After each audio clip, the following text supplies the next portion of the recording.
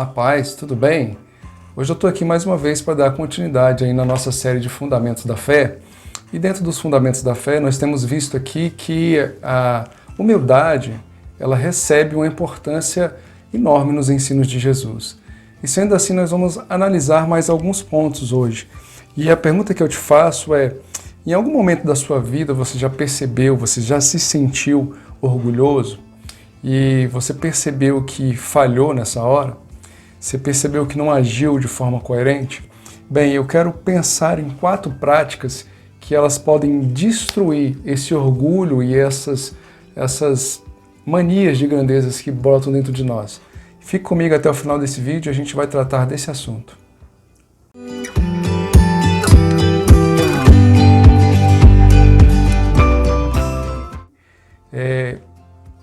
Nós temos vivido numa sociedade que tem muita dificuldade com o secreto. O que seria isso? Com aquilo que é confidencial, ter dificuldade com aquilo que é sigiloso, ter dificuldade com guardar segredos, ter dificuldade com ter amigos. Você vai perceber que ter amigos que são confidentes, pessoas que a gente conta segredos, é muito difícil hoje em dia, porque a gente vive numa sociedade que tudo publica, tudo conta, tudo quer mostrar e tornar público. De maneira a gente vive num mundo que tudo tem que ser mostrado. Estamos vivendo uma fase de necessidade do reconhecimento social. As pessoas querem ser reconhecidas socialmente. Então quem tem mais seguidores, quem tem mais like, ou seja, quem está mais em evidência, tem uma maior, entre aspas, um maior reconhecimento social. Então tudo postado tem edição, tem filtro, tudo que a gente posta tem cortes, então essas coisas que postamos, todas têm uma finalidade de passar uma credibilidade, de um reconhecimento social. Mesmo que nós postemos aquilo que nós cortamos em nossas edições, nós só mostramos se for engraçada, se forem para de alguma maneira promover também a gente de alguma maneira. Então, a gente vive basicamente numa sociedade que busca o reconhecimento social. A gente também tem visto muito na nossa cultura uma busca do fazer tudo, então, dessa maneira, para agradar o outro. Fazer tudo para ser visto pelo outro. A gente vive numa cultura desse tipo e adicionando a esse tipo de pensamento, essa exposição cultural que vivemos de reconhecimento, a gente também tem desenvolvido uma cultura de expor os erros dos outros. Por exemplo, ainda que a pessoa se machuque, mas se parecer engraçado aquilo, rapidamente se divulga, porque pode ser que caia na mídia, a gente ganhe likes, seguidores, então a gente não tem a menor misericórdia de expor os erros dos outros e de rir até de eventos que, se nós talvez estivéssemos ali, seriam trágicos, mas achamos engraçado. Enfim, vivemos então num tempo em que as coisas que são erradas, mas se são engraçadas, são publicadas também, porque isso vai trazer algum tipo de imagem, né? Algum tipo de retorno público ou social. O que a mídia mais consegue vender hoje são entretenimento e erros. Você vai perceber que a exposição do erro é muito comum. Então, achar alguém que está errado, expor os erros dessa pessoa, faz de você um bom publicitário dentro dos moldes atuais, né? Você tem notícias, então você é visto, você é ouvido quando você publica erros dos outros. Assim também associado aos erros que são engraçados, né? A gente então publica os erros engraçados, as falhas das pessoas, e gosta de falar muito dos erros alheios, porque isso dá ibope, isso dá público. Então, com essa cultura de mostrar-se sempre para os outros, eu pego essas duas coisas, então eu tenho uma fórmula aí de viver buscando uma autoafirmação, viver buscando aquilo que a Bíblia, nos escritos de Jesus, foi, de certa maneira, condenado, né, pelo Mestre, de maneira que o Mestre nos ensinou que tais práticas proporcionavam um orgulho dentro de nós. E eu quero falar hoje para você sobre 4 práticas que podem contrapor essa cultura de ser visto, né, da necessidade de ser visto. Eu quero falar aqui e que essa necessidade de ser visto, ela gera um orgulho, né? Então, eu quero te ensinar 4 tópicos aqui, 4 práticas que podem diminuir ou até destruir isso dentro de nós. A primeira prática, as esmolas. Perceba, Jesus no capítulo 6, no verso de 2 a 4, ele fala assim, ó, quando deres esmola, não toques trombeta diante de ti, como fazem os hipócritas nas sinagogas e nas ruas, para serem glorificados pelos homens. Em verdade vos digo que eles já receberam a recompensa. Tu, porém, ao dares a esmola, ignore a tua mão esquerda o que faz a tua mão direita, para que a tua esmola fique em secreto, e o teu pai que vê em secreto te recompensará. Bem, antes de Jesus falar sobre as esmolas, que é um texto muito claro aqui para nós, né, para a gente não se autopromover com as nossas práticas de assistência social, quando nós estivermos ajudando alguém.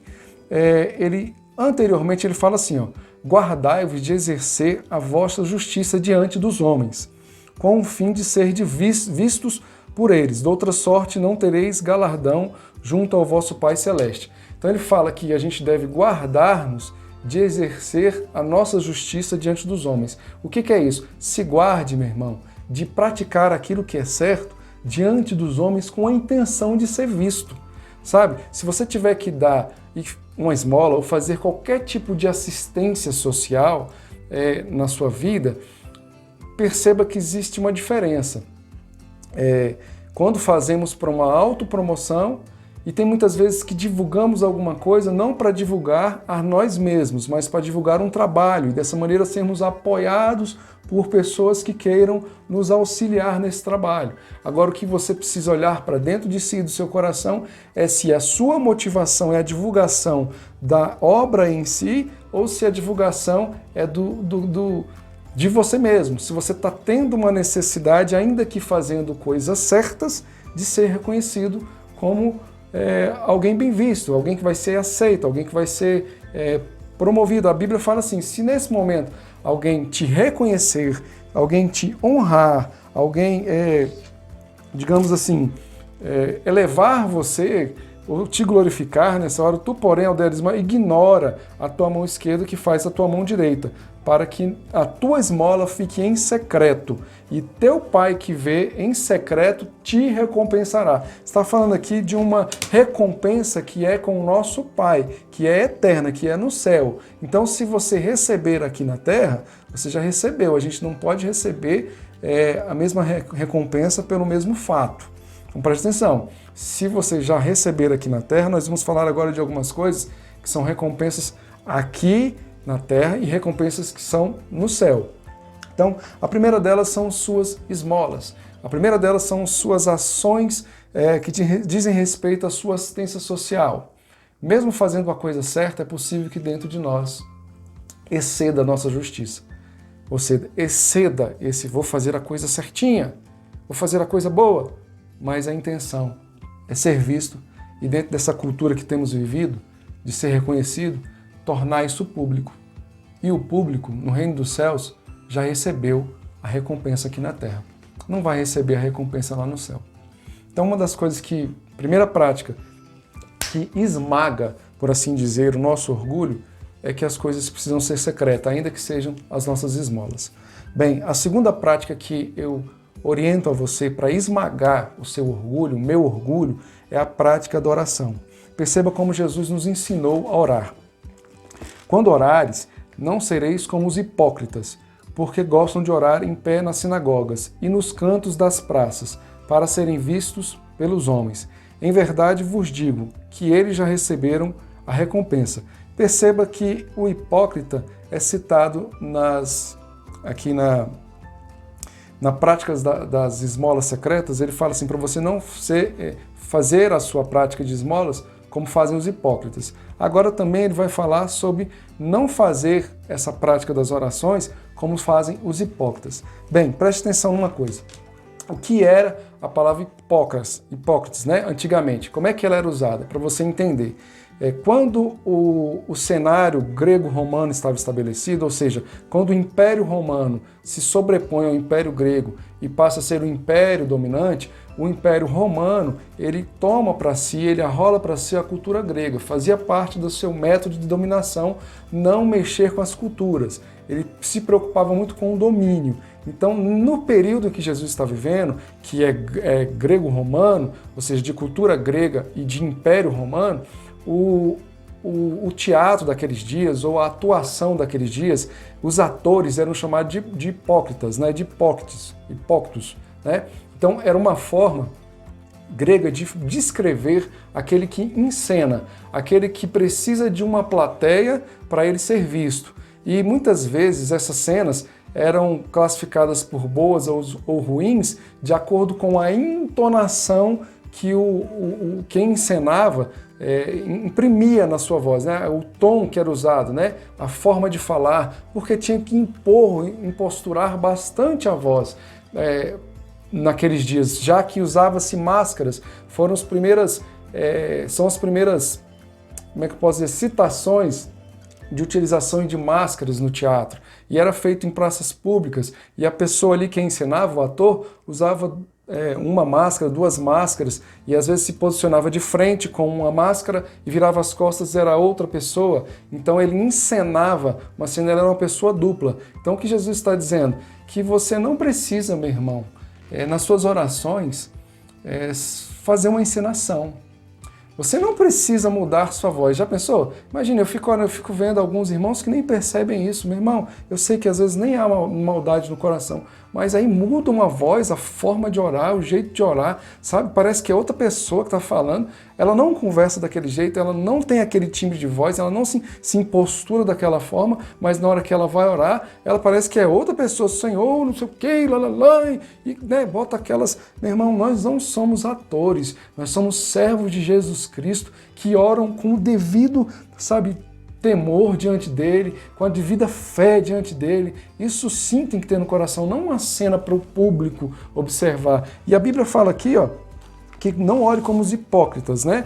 Porque esses oram nos cantos das praças para serem vistos pelos homens. É exatamente o que o hipócrita fazia naqueles dias. Nos nossos dias hoje, a palavra hipócrita, ela toma outras proporções, né? A gente, quando chama alguém de hipócrita, na hora é uma coisa meio que ofensiva. Mas naqueles dias está falando de um ator, tá? Então, no cenário que Jesus está vivendo, nos dias que ele está vivendo, está falando de um autor, de alguém que pode ter 2, 3, 4, 5, 6 faces diante de uma apresentação. Mas para ter um ator é necessário ter um público. Então, a gente não pode, diante dos públicos, se comportar como atores quando falamos de oração. Então, para serem vistos os homens, em verdade vos digo que já receberam a recompensa. Tu, porém, quando orares, entra no teu quarto e fechada a porta orarás ao teu pai que está em secreto.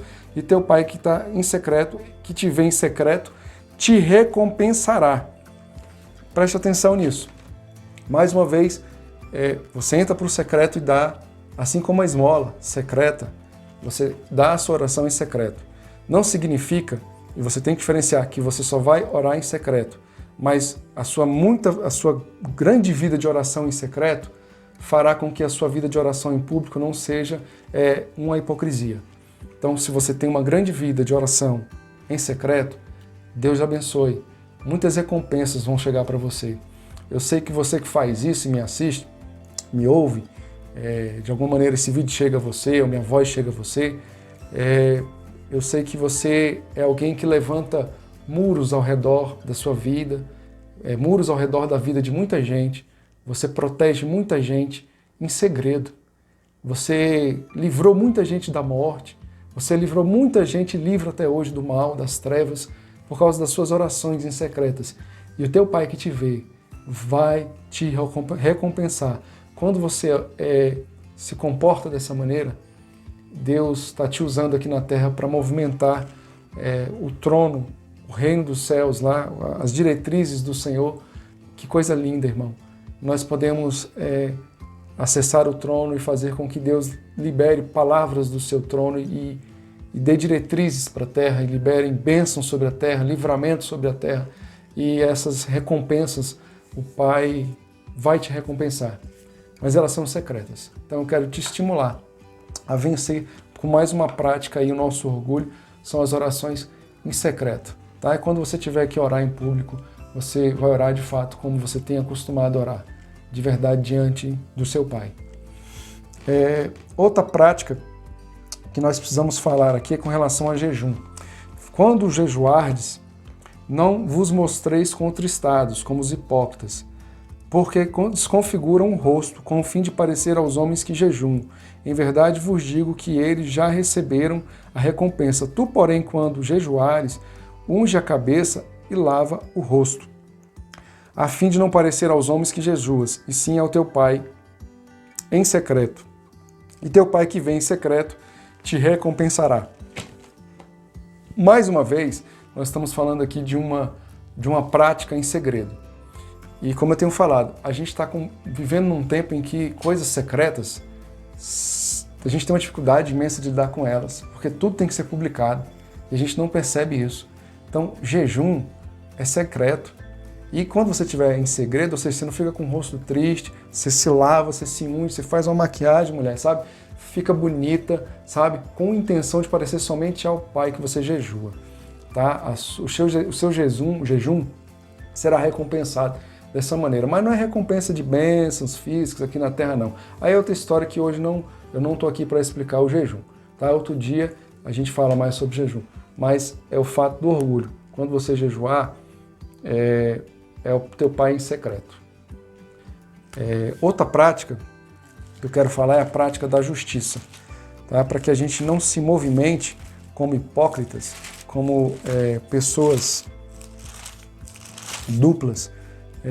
Jesus fala às multidões no capítulo 23 de Mateus, e lá ele diz que muitas pessoas naqueles dias, né, tinham se assentado na cadeira de Moisés.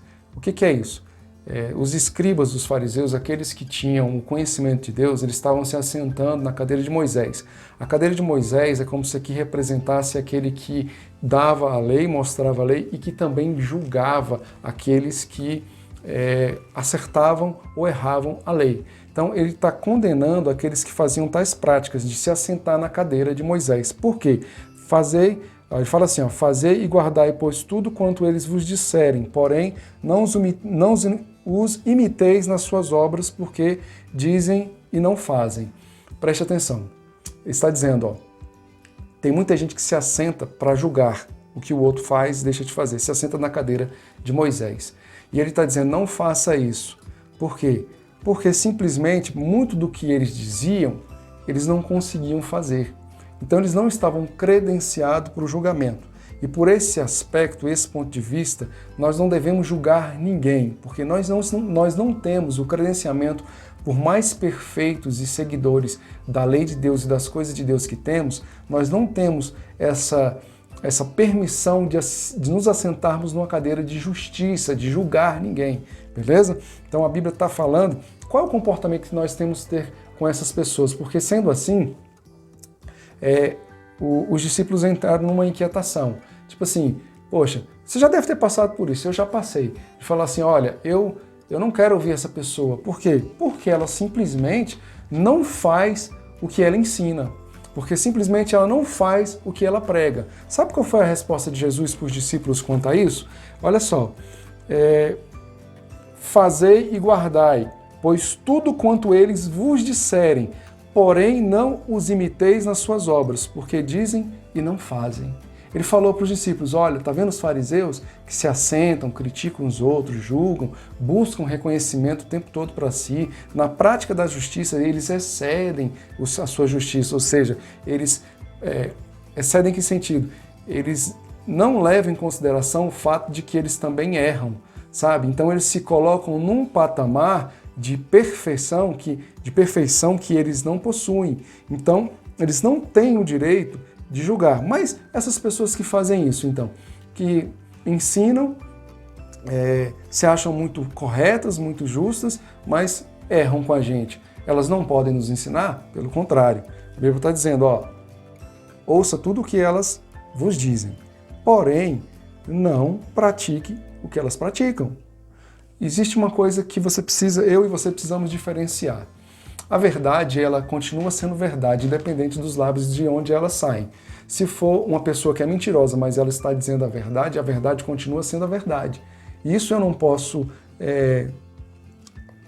Como é que eu posso dizer? Eu não posso desmerecer a verdade pelo fato de quem está falando não ter, talvez, uma credibilidade. Então, o que eu preciso entender é que a verdade, eu só conheço a verdade se ela, de fato, me liberta. Então, quando ela começa a me libertar e eu começo a conhecer a verdade, a palavra de Deus, quando eu começo a conhecer, eu começo a entender essas coisas. Por exemplo, de que se quem está falando para mim alguma coisa, às vezes não pratica, eu ouço o que ela fala, só que eu não pratico o que ela faz. Isso é libertação, porque nos liberta do nosso orgulho farisaico de julgar o outro. Tipo assim, essa pessoa não é digna de falar para mim, eu não vou escutar esse cara, não vou escutar essa mulher, não vou escutar esse homem. Por quê? Porque esse é um hipócrita, né? Então, o que fazer nessa hora? Na verdade, porque na verdade, quem seria apto para ensinar o evangelho? Se todos pecarem e carecem da glória de Deus. Todos são pecadores, todos são falhos. Na verdade é que nós estamos num processo. E aquele que está num processo a mais deve aprender a lavar os pés dos pecadores. Deve aprender a lavar os pés uns dos outros, porque esse foi o ensino de Jesus. Vocês não serão assim entre vós, mas sim, vou mostrar, o maior entre vós é o que serve. O maior entre vós é o que lava os pés uns dos outros. Não o que critica, não o que aponta, não o que expõe, sabe, o erro do outro, como na nossa cultura, ficar errando, mostrando o erro do outro, mesmo que seja engraçado, mas é erro do outro, não tem que ficar mostrando, sabe? E ficar na nossa cultura mostrando o erro do outro no sentido de diminuí-lo e parecer que eu sou o perfeito, parecer que eu sou o que acerta todas as coisas. Não, no nosso meio cristão, no nosso meio que o Mestre nos deixou, não pode ser dessa maneira. Bem, as características dessas pessoas são muito exteriores, então elas praticam, porém, todas as suas obras com o fim de serem vistos dos homens, pois alargam seus filactérios e alongam as suas franjas, ou seja, eles têm roupas diferentes, eles têm características nas suas vestes que tentam demonstrar que eles são santos, que eles são diferentes daqueles meros mortais. Então eles têm orgulho, inclusive, nessas peças que usam de roupagem. Amam o primeiro lugar, gostam de estar lá na frente, gostam de estar nas primeiras cadeiras, gostam de ser chamados de mestres, gostam de ser tratados como guias espirituais, gostam de ser chamados de pais espirituais. Jesus descreveu aqui, Mateus 23, verso 6, amam os primeiros lugares dos banquetes e as primeiras cadeiras nas sinagogas, as saudações nas praças e serem chamados mestres pelos homens. Vós, porém, não sereis chamados mestres, porque um só é o vosso mestre, e entre vós todos sois irmãos. Ninguém sobre a terra chameis vosso pai, porque só um é vosso pai, aquele que está nos céus. Nem sereis chamados guias, porque um só é o vosso guia, o Cristo. O maior dentre vós será vosso servo. Então, entre nós não pode ser assim. E é muito comum, meus irmãos. Estou me lembrando aqui de um fato que não estava nem aqui no meu roteiro, que às vezes a gente separa até as pessoas, né? A gente, por um sentimento orgulhoso, certa vez os discípulos saíram para pregar e encontraram alguém que estava pregando também no nome de Jesus, estavam expulsando demônio no nome de Jesus, e eles repreenderam esse homem. Por quê? Porque não fazia parte da patotinha, talvez não vestia as mesmas vestes, não falava da mesma maneira, não agia com um grupinho, sabe? E essas pessoas os discípulos tentaram calar um homem que estava falando em nome de Jesus, por causa de orgulho espiritual. Nós não estamos aqui com a intenção de sermos orgulhosos, mas divulgar o reino de Deus, a palavra de Deus. Então você precisa entender essas diferenças, tá? E aprender a espalhar a boa semente, as boas notícias.